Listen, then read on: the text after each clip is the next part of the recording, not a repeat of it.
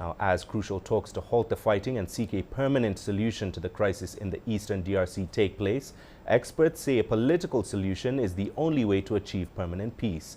CGTN's Robert Nagila reporting from Gisenyi in Rwanda along the border with Goma takes a look at what is at stake. It's not the first time M23 rebels have captured Goma, the capital of the strategic, mineral-rich North Kivu province. In 2012, the rebels marched into the city with barely a fight. But the occupation was short-lived.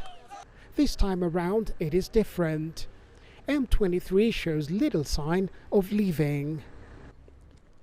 Goma fell on Sunday after a fierce battle, some are calling a massacre that has claimed nearly 3,000 lives.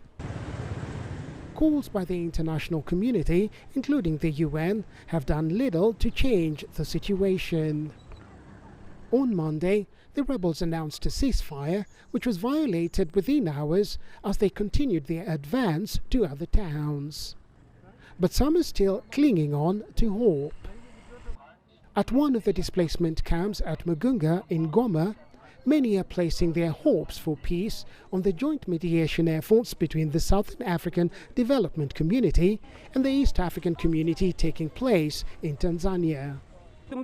Bring us peace so that we can return to our homes. We are suffering a lot and the fighting has claimed many lives. We pray for peace.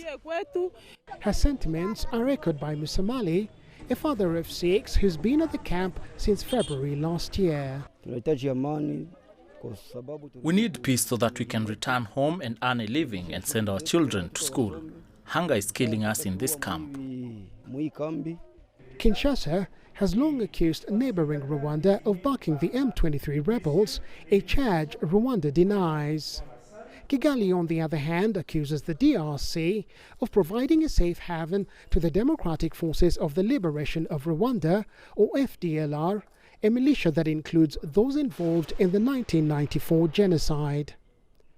Simon Mulongo, a security expert, says the ongoing mediation efforts will need to focus on a number of issues. The first one being developing a unified strategy between the EAC and SADC on the Eastern DRC M23 problem.